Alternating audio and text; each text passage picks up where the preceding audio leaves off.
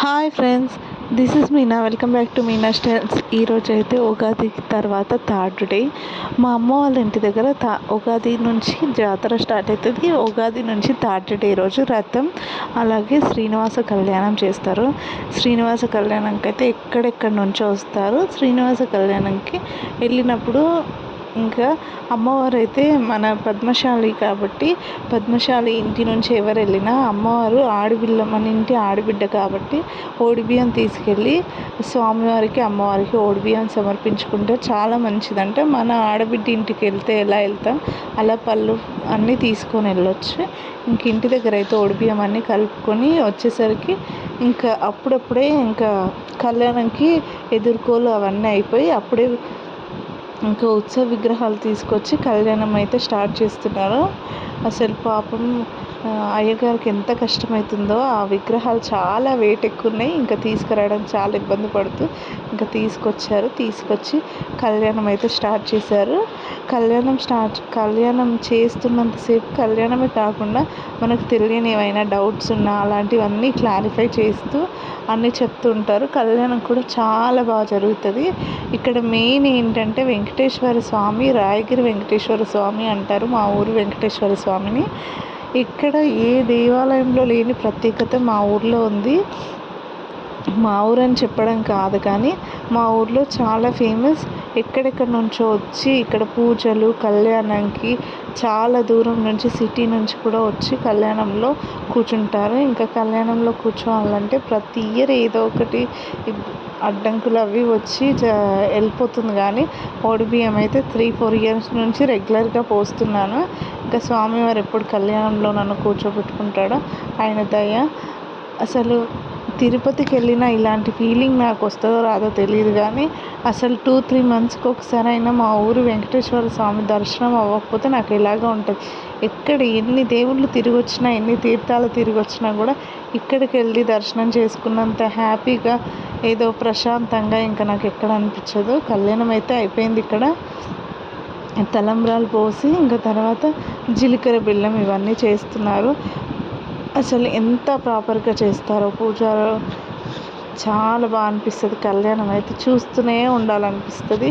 ఇంకా కళ్యాణం అంతా చేస్తూ ఇంకా ఊరు ఫ్రెండ్స్ వాళ్ళందరూ వచ్చి వాళ్ళందరితో కలిసి కళ్యాణం చూస్తూ ఉంటే చాలా హ్యాపీగా అనిపించింది. తిరుపతికి ఇక్కడికి సిమిలర్ ఒక పాయింట్ ఉంది. ఏంటంటే తిరుపతి వెంకటేశ్వర స్వామి కూడా భక్తుడికి ఒక మట్టి పుట్టలో కనిపించాడు. ఇక్కడ కూడా మట్టి పుట్టలో కనిపించాడంట. అది ఈరోజు పంతులు చెప్తుంటే విని చాలామంది షాక్ అయ్యారు. ఇంకా ముందున్న జనరేషన్స్కి మా తర్వాత తాతలు వాళ్ళకి తెలిసేమో కానీ మా జనరేషన్ వాళ్ళకి ఇలా పుట్టలో ఒక భక్తుడికి దర్శనం ఇచ్చి ఆయన వల్ల ప్రతిష్ఠించబడ్డదని ఎవరికీ తెలియదు. ఈరోజు చెప్పారు. ఇంకా మా అందరికైతే తెలిసింది. చాలా భూత్వంస్ వచ్చే విషయం ఇది. ఏంటంటే తిరుపతిలో వెంకటేశ్వర స్వామి ఎలా అయితే వెలిసాడో ఇక్కడ కూడా సేమ్ యాస్టీస్ అలాగే అట్లా కళలో వచ్చి చెప్పడము అలా పుట్టలో దొరకడం అసలు చాలా వింతగా అనిపించింది. హ్యాపీ కూడా అనిపించింది. మనం ఎక్కడికో వెళ్ళి అంత దూరాన్ని వెళ్ళి దర్శనం చేసుకోవడం కన్నా ఇక్కడ కూడా దర్శనం చేసుకోవచ్చు. కళ్యాణం కూడా పద్మావతి అమ్మవారు ఆలవేలు మంగ ఇద్దరు అమ్మవార్లకి పెట్టి కళ్యాణం అయితే చేస్తారు. చాలా బాగుంటుంది. సంక్రాంతికి ముందు రోజు అలాగే ఈ రథం రోజు అంటారు. రథం అంటారు ఊర్లో. ఉగాది తర్వాత థర్డ్ డే రోజు ఈరోజు మళ్ళీ ఇంకా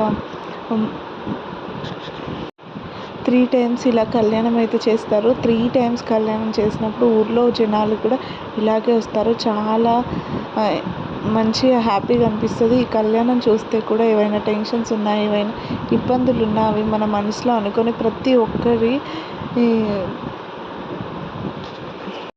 ఒక్కరి గోత్రాలతో సహా చదివి వచ్చే పంతులు కూడా ప్రతిసారి హ్యాపీగా ఎవ్వరికి ఇబ్బంది కలిగించకుండా చేస్తారు. ఈ పూజ కళ్యాణం అవుతుంటేనే స్వీట్స్ పులిహోర కూర్చున్న జనాలకి ఎలాంటి ఇబ్బంది లేకుండా వాటర్ అన్నీ డిస్ట్రిబ్యూట్ చేస్తూనే ఉంటారు.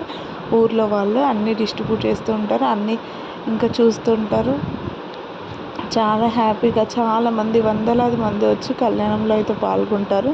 మేము కళ్యాణం చూస్తుంటే ఇంకా కళ్యాణం అయిపోగానే బియ్యం పోస్తారు.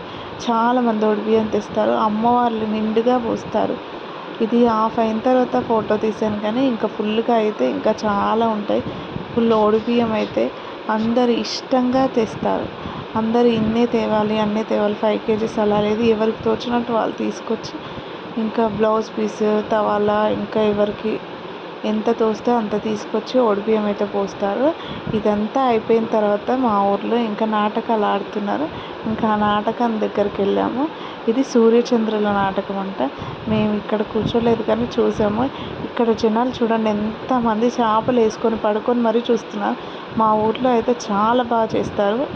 ఈ నాటకం ఆడుతుంటేనే ఇంకా రథం స్టార్ట్ అయిపోతుంది. రథాన్ని తిప్పుతారు. రథాన్ని కూడా లాగడం అసలు చాలా ఇష్టంగా, ఏదో జాయ్ఫుల్గా చేస్తారు. ఊర్లో పెద్ద నుంచి చిన్న వరకు బాయ్స్ అండ్ జెంట్స్ అందరూ ఎంజాయ్ చేస్తారు దీనికైతే. రథాన్ని తిప్పుతూ రథం తర్వాత ఇంకా లంకా దహనం చేసి. ఈ వీడియో మీకు నచ్చినట్లయితే లైక్ చేయండి, షేర్ చేయండి, కామెంట్ చేయండి. Follow for more videos. Thank you.